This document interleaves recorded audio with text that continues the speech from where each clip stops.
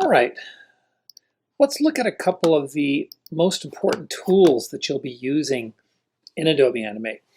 And starting with the pencil tool, and if you hold your mouse over these tools, it'll tell you with a little pop-up window what it is, right? So here's the pencil tool, and it acts just like a pencil, right? You can draw. There's a couple things that are important to know about it. One is that you're not stuck with just this thickness. You can change the thickness of the line. Now, in order to do that, though, you have to have another window open called the Properties window. And I'm going to go to Window, and I'm going to go down here to Properties. Boom. And now I can say, okay, stroke. That's the size of the line. So I can pull on that. And look at this. If I pull it, now it's much fatter. Pull it this way, I can make it like really thick, right, if you want to. So that's real important.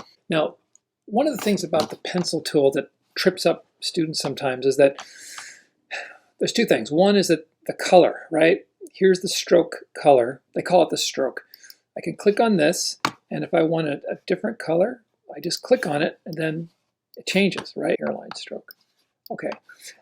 The other thing besides color that tends to trip people up a little bit is this little squiggly line down here. It's the pencil mode. Now, I usually like to use what's called the ink mode because it's most similar to just drawing.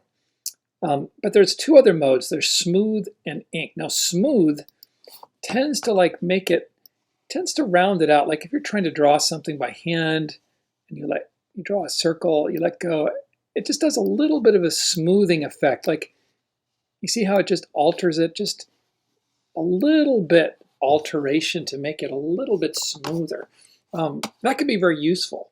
There's one called straighten, which tends to help you straighten the lines. Like let's say you're making a house and you're drawing the roof, right?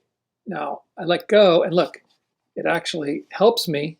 It figures, oh, you human are trying to draw a straight line, but the computer can figure it out better. And so even though my hand is a little wiggly, it helps me straighten it out. Now, if you try to draw something like a human face, though, when you're in that mode, it's gonna really alter it a lot and make it difficult. So don't get trapped by being in the wrong mode for your pencil.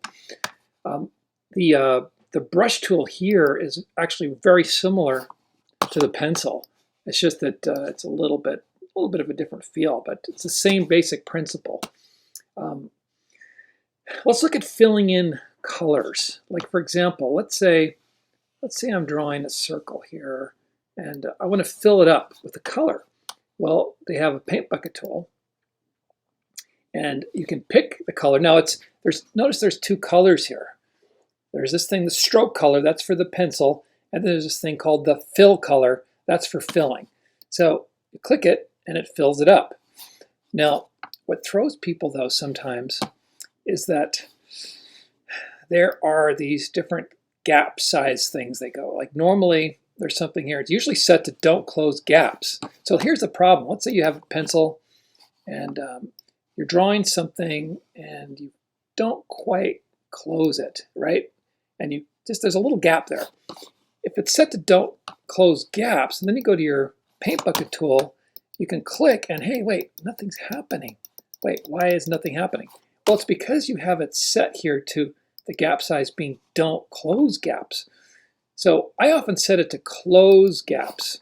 That way it will kind of compensate, and you'll notice here, even though there's a little gap there, it still closed it. This is important. Let's say you're drawing a face and you've got like an eyeball, and you've got the iris, and you've got these different little parts of the eyeball, and you're trying to colorize them.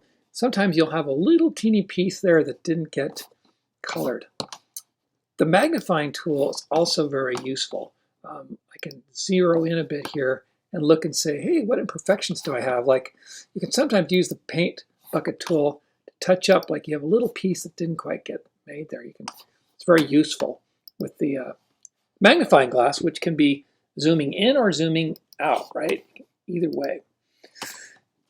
All right, now those are tools that are going to be used a lot, right? The pencil and the magnifying tool and the paint bucket tool. And those are some of the pitfalls that you might fall into with those. We'll talk more about other tools later.